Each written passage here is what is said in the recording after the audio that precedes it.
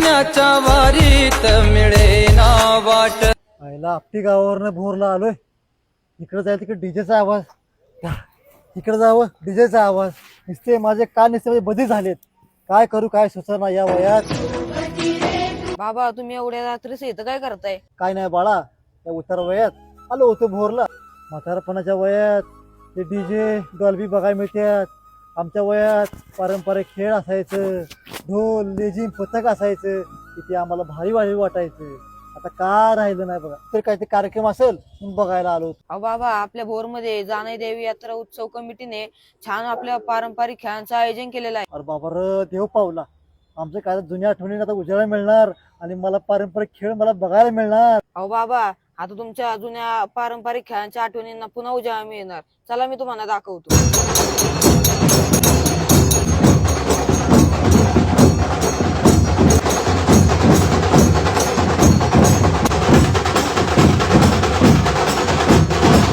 यार ते पोरीचा मेसेज नाही आला, तुला माहिती आहे ना, कॉल मेसेज टाकला होता. यार मी पण त्या पोरीला रिक्वेस्ट टाकली होती पण तिने काही रिप्लाय दिला नाही मला. अरे मित्रांनो, तुम्ही काय इथे मोबाईलवर टाइमपास करत बसलाय?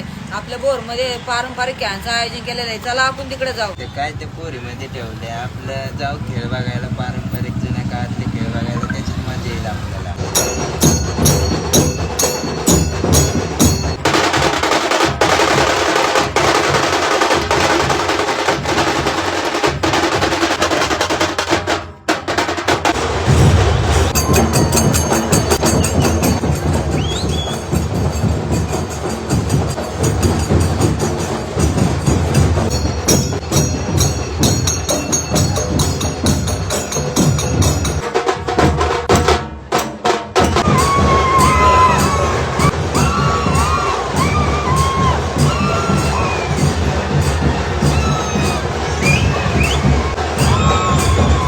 तुम्हाला भोरचे पारंपरिक खेळ कसे वाटले तुम्हाला सगळे? दरवर्षी येतो, या वर्षी देखील असे पारंपरिक खेळ पाहण्यासाठी मी खूप लांबून आलेलो आहे आणि असे पारंपरिक खेळ पाहायला मला खूप आवडतं. श्री जानाई देवी यात्रा उत्सव, रामनवमी उत्सवाचा मी एकदम आभारी आहे. असे सुंदर सुंदर तुम्ही खेळ आमच्या पुढे साजरे करता. तर प्रत्येक नागरिकाला मला विनंती आहे की रामनवमीचा उत्सव हा प्रत्येकाने येऊन इथं बघावा, पाहावा. जसे डोळा देखील तसं तुम्ही येऊन पाहिलं तर एकदम सुंदर होईल असं मला तर वाटतं. मित्रा, त्यामुळे माझा वेळ चांगला गेला आणि पारंपरिक खेळ मला चांगले वाटले खूप.